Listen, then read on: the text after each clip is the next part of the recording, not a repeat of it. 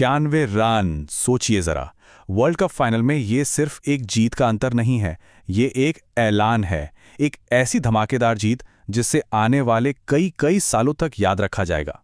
और इस ऐलान की नींव रखी इस स्कोर ने 255 पर 5। ये सिर्फ स्कोरबोर्ड पर लिखे नंबर नहीं हैं, ये एक स्टेटमेंट है। ये दिखाता है कि टीम इंडिया उस दिन क्या करने के इरादे से मैदान पर उतरी थी। तो चलिए आज इसी ऐतिहासिक जीत की कहानी को परत दर परत खोलते हैं। देखते हैं कि कैसे भारत ने क्रिकेट के सबसे बड़े मंच पर इतिहास रचा, अपना तीसरा टी20 वर्ल्ड कप जीता और दुनिया को बता दिया कि असली चैंपियन कौन है। तो बात है 8 मार्च 2026 की। जगह अहमदाबाद का नरेंद्र मोदी स्टेडियम। स्टेडियम खचाखच भरा हुआ है और हवा में एक अलग ही बिजली सी है। सबको पता था कि आज कुछ बहुत बड़ा होने वाला है और टीम इंडिया ने किसी को निराश नहीं किया। अब देखिए, इस जीत के हीरो तो कई थे, लेकिन एक नाम सबसे ऊपर आता है, संजू सैमसन। फाइनल में उन्होंने जो पारी खेली वो बस कमाल थी। एक ऐसी पारी जो क्रिकेट की सुनहरी किताबों में हमेशा के लिए दर्ज हो गई। लेकिन सैमसन अपनी जादूगरी दिखाते उससे पहले ही मैदान पर तूफान ले आए थे अभिषेक शर्मा। सिर्फ 18 गेंदों में 50। मतलब उन्होंने आते ही न्यूजीलैंड के बोलर्स के होश उड़ा दिए और भारत को वो विस्फोटक शुरुआत दी जिसकी जरूरत थी। और फिर जब गेंदबाजी की बारी आई तो जसप्रीत बुमराह ने एक बार फिर साबित कर दिया कि क्यों उन्हें दुनिया का बेस्ट बॉलर कहा जाता है। उनकी गेंदें जैसे आग उगल रही थीं और कीवी बल्लेबाजों के पास उनका बिल्कुल कोई जवाब नहीं था। तो चलिए अब इस फाइनल को जरा और करीब से देखते हैं, समझते हैं कि भारत ने कैसे इस एक तरफा जीत को मुमकिन बनाया। और इसकी शुरुआत हुई उनकी जबरदस्त बल्लेबाजी से। भारत के टॉप ऑर्डर ने वो कर दिखाया जो पहले कभी नहीं हुआ था। सैमसन, शर्मा और किशन तीनों ने 50 लगाई। सोचिए, वर्ल्ड कप नॉकआउट मैच के इतिहास में ये पहली बार हुआ कि किसी टीम के टॉप 3 बल्लेबाजों ने अर्धशतक बनाए हों। कमाल ही कर दिया। 15 ओवर में भारत का स्कोर था 203 रन, सिर्फ एक विकेट पर। ऐसा लग रहा था कि 300 का आंकड़ा तो आज पार होकर ही रहेगा। पर तभी जेम्स नीशम ने जल्दी 3 विकेट लेकर न्यूजीलैंड को मैच में वापस लाने की एक छोटी सी कोशिश की। सवाल यह था, क्या ये काफी था? नहीं, क्योंकि भारतीय के गेंदबाजों के इरादे तो कुछ और ही थे। बुमराह और अक्षर पटेल ने मिलकर 7 विकेट चटकाए और न्यूजीलैंड की वापसी की हर उम्मीद पर पानी फेर दिया। ये वाकई एक बॉलिंग मास्टरक्लास थी। तो सवाल यह है कि भारत फाइनल तक इस दमदार फॉर्म के साथ पहुंचा कैसे? पूरे टूर्नामेंट में उनका सफर लगभग परफेक्ट था और उन्होंने हर मुश्किल को पार किया। चलिए एक नजर डालते हैं उनके इस सफर पर।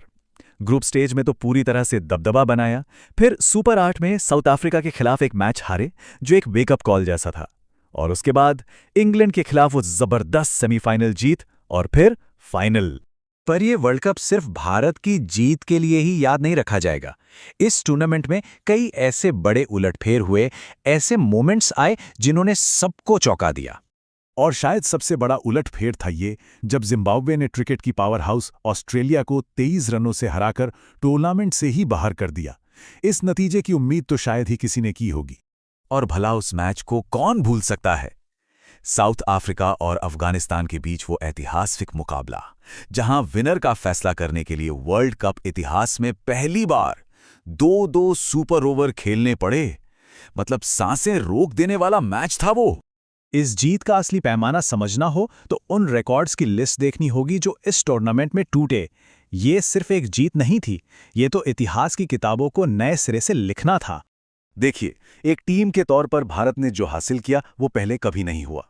सबसे ज्यादा टी20 वर्ल्ड कप टाइटल, यानी 3, अपने टाइटल को डिफेंड करने वाली पहली मेंस टीम, और तो और अपनी ही जमीन पर वर्ल्ड कप जीतने वाली पहली होस्ट नेशन। ये सच में एक अविश्वसनीय उपलब्धि है। और फिर आते हैं संजू सैमसन। उनका ये टूर्नामेंट सिर्फ अच्छा नहीं था, ये ऐतिहासिक था। प्लेयर ऑफ द टूर्नामेंट बने, फाइनल में सबसे बड़ा स्कोर बनाया, एक सिंगल टी20 वर्ल्ड कप में भारत के लिए सबसे ज्यादा रन और सबसे ज्यादा छक्के। मतलब उन्होंने सब कुछ जीत लिया।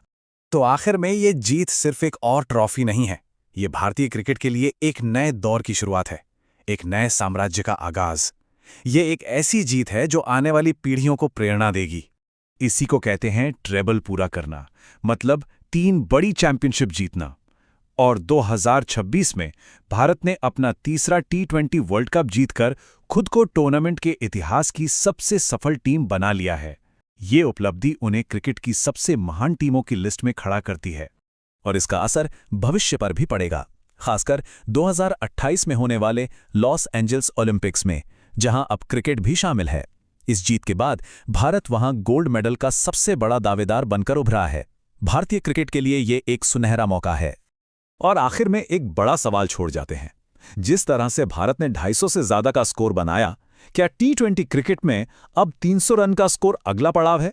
ये जो खेलने का आक्रामक अंदाज है, ये इस खेल के भविष्य को कहां ले जाएगा? ये एक ऐसा सवाल है जिसका जवाब हमें आने वाला वक्त ही देगा।